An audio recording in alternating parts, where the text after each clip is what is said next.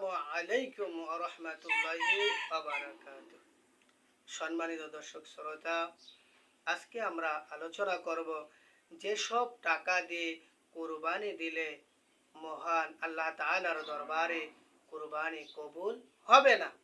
সেসব টাকাগুলো কি আমাদের জানা অতীব জরুরি, অতীব প্রয়োজন।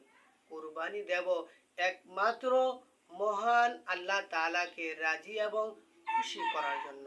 আল্লাহ তাআলার দরবারে রক্ত কিংবা গোস্ত পুষবে না, আল্লাহ তাআলার দরবারে পুষবে মানুষের অন্তরের তাকওয়া। আমরা অনেকে কুরবানি দেই, যে ছেলেটা বড় হয়েছে, যদি কুরবানি না দেই তাহলে সমাজের কাছে আমার ছেলেটা লজ্জিত হবে।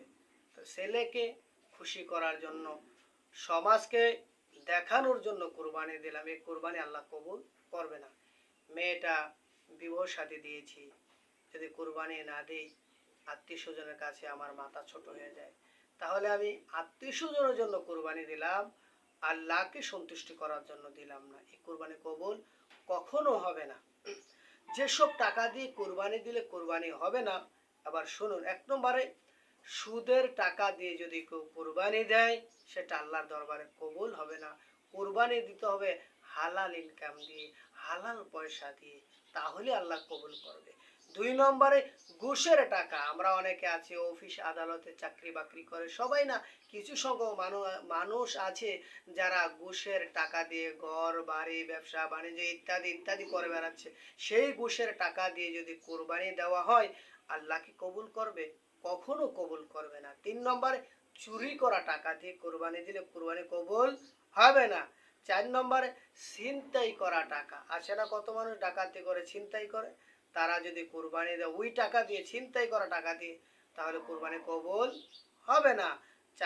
পাঁচ নম্বরে মানুষকে ঠকিয়ে যারা টাকা নেয়, ব্যবসা বাণিজ্য করে, মানুষের ধোঁকা দিয়ে প্রতারণা করে, কত মানুষ টাকা নেয় না, ওই টাকা দিয়ে কুরবানি দিলে কুরবানি কবুল হবে না। কুরবানি দেওয়া যাবে, গরু কিনা যাবে, কিন্তু আল্লাহ সন্তুষ্টি হাসিল করা যাবে না। তাহলে একমাত্র কুরবানি দিতে হবে আল্লাহকে সন্তুষ্টি করার জন্য, আল্লাহর খুশি করার জন্য। তাহলে যেই বিষয়গুলা বললাম সেগুলো হলো, যেসব টাকা দিয়ে কোরবানি দিলে, এসব টাকা দিয়ে কোরবানি দিলে কোরবানি কখনো কবুল হবে না। তাহলে আল্লাহ তাআলা যাতে আমরা সুদ ঘুষ অন্যায় অত্যাচার থেকে আমরা ফারেক হয়ে শুধুমাত্র কোরবানি দেব আল্লাহকে খুশি করার জন্য। আল্লাহ তাআলা যাতে করে আমাদের সকলের কোরবানিগুলো কবুল আর মঞ্জুর করে নেন। আমিন। আসসালামু আলাইকুম ওয়া রাহমাতুল্লাহ।